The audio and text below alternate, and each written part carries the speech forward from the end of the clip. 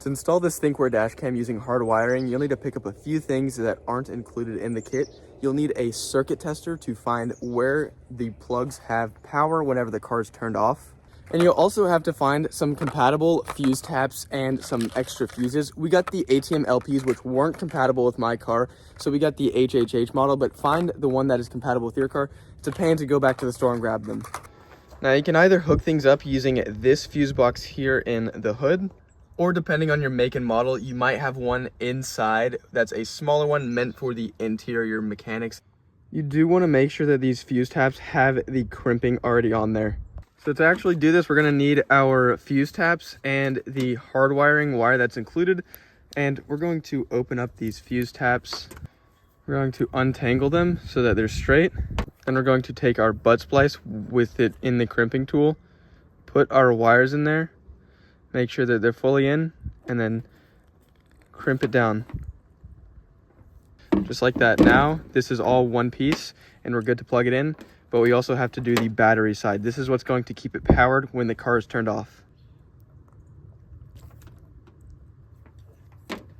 So now we got these both crimped on and ready to assemble. So we're going to put our fuses in, but before you do that, you definitely want to figure out which side is the positive and which is the negative. We know that the positive is on the top for this model, but just figure which make and model is yours and where the positive and negative are.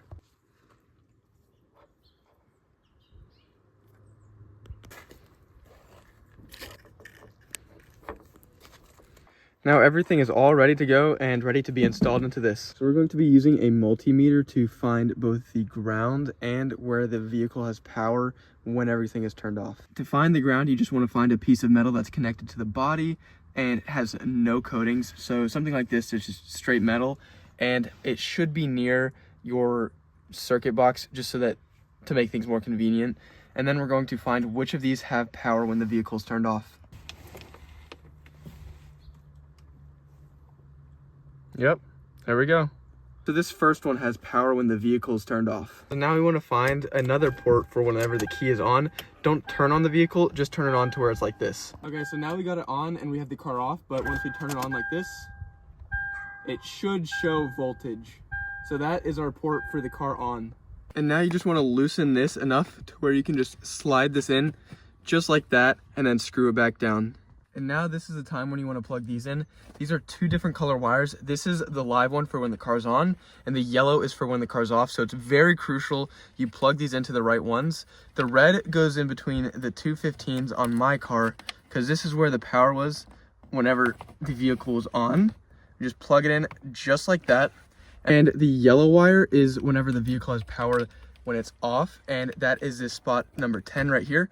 We're just going to plug that in. So now both of these will have power both when the vehicle's off and on. We're just going to put our cover on and hide those wires and then route all of this wire up and through here so it's all concealed. We're actually going to be mounting the dash cam first so that we can plug the wire in, mount this, and then backtrack and thread all of the excess into the fuse block. And this comes with this mounting bracket where all you do is you just slide it into place.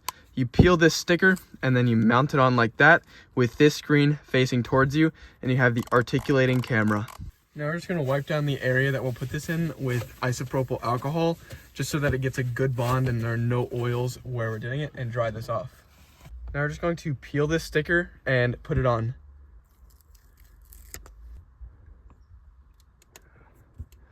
So we have the wire plugged in and it's tucked in all the way on the top. Also have it running down the side right here, and then it goes down here, and you just tuck this in and then store all the excess in the fuse box.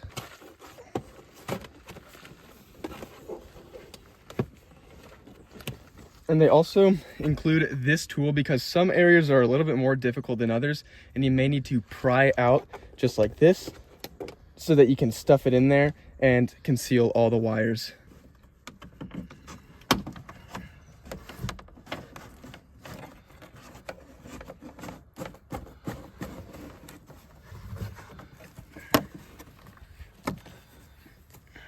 Once we've threaded the line, we're just going to peel off the tape and pretty much do the same. We've already wiped this down with alcohol, and we're just going to stick it on here. Now the last step is just to peel off all the plastic covers and orient the cameras in the correct position. And we do the same for the front as well. And we also want to peel off the sticker for a 3.5-inch screen that shows everything. So now we have the device all powered up and we can start driving knowing that we're protected no matter what happens because everything is being recorded.